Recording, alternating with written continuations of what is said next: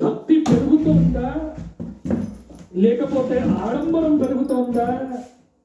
అసలు ధర్మం అనేటువంటి మాటకు స్థానం ఎక్కడుంది ఆలోచించండి.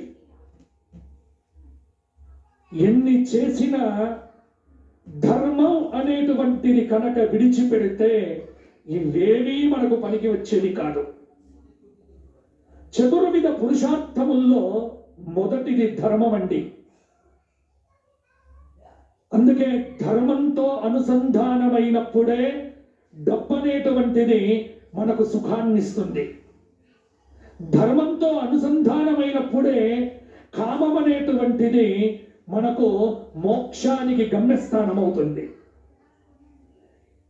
అర్థకామాలు రెండు ధర్మాన్ని విడిచిపెట్టి పరిగెత్తితే మన జీవితానికి అర్థం లేదు.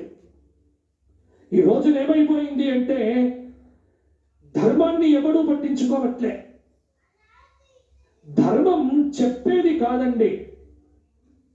సత్యం వద ధర్మం చర మనకు శాస్త్రం చెప్పింది.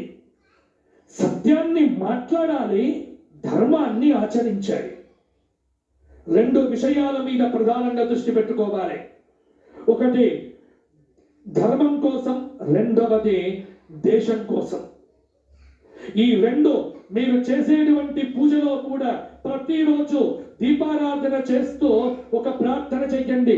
ఎంతసేపు నేను బాగుండాలి, నా కుటుంబం బాగుండాలి కాదు, నా దేశం బాగుండాలి, నా సంస్కృతి బాగుండాలి, నా హిందూ సనాతన ధర్మం అనేటువంటిది వృద్ధి పొందాలి అని ప్రతి ఒక్కరూ కూడా దేశం కోసం మీరు